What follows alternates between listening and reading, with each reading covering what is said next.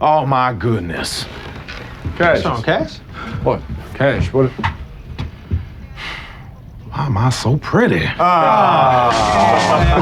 everyone, I'm Katrina and this is Fact Check, where we validate or debunk the facts and fictions of your favorite films. So sit back, relax, and save yourself a few Google tabs. We check the facts so you don't have to.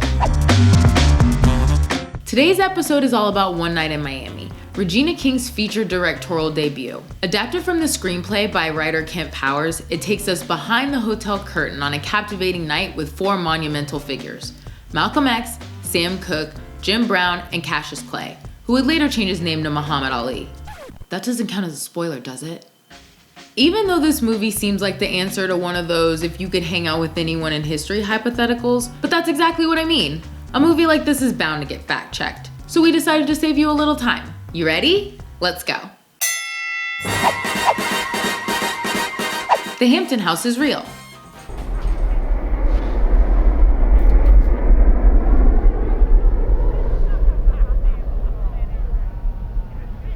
It's a damn dump.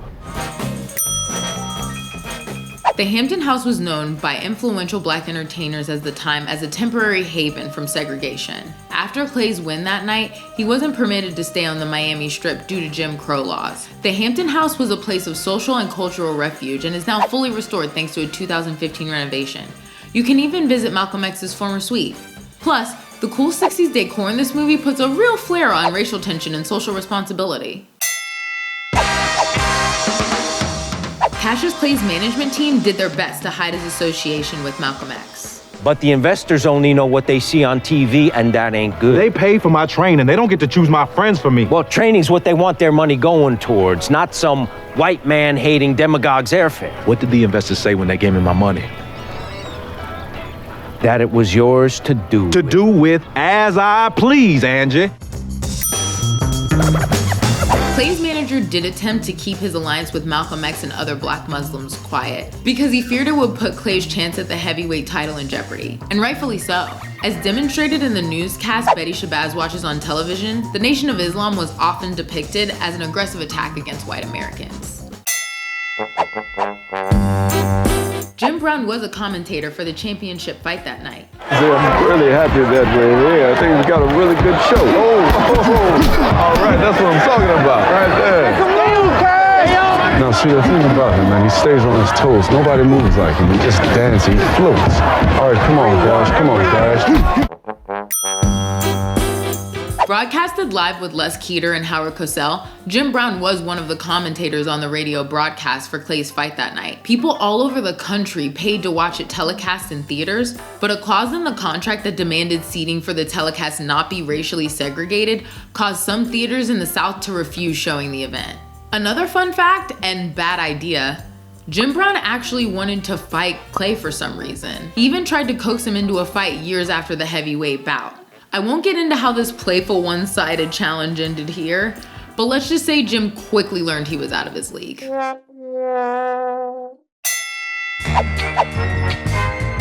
Cassius Clay met the Beatles for a photo op.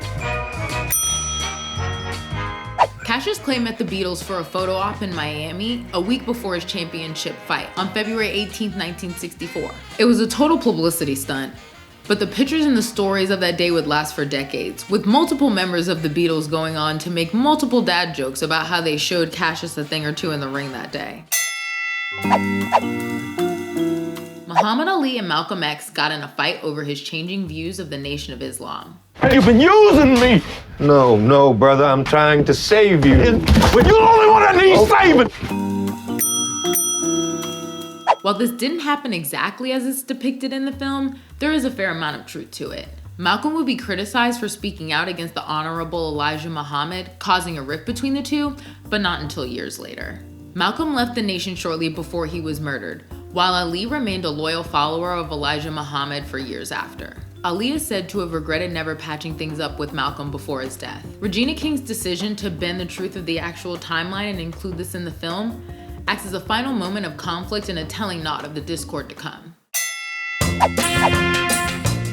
After the fight, Cassius Clay changed his name and declared his support for the Nation of Islam. And from this day forward, I no longer want to be called by the name Cassius Clay. That is a slave name. What are we supposed to call you that? You will refer to me as Cassius X.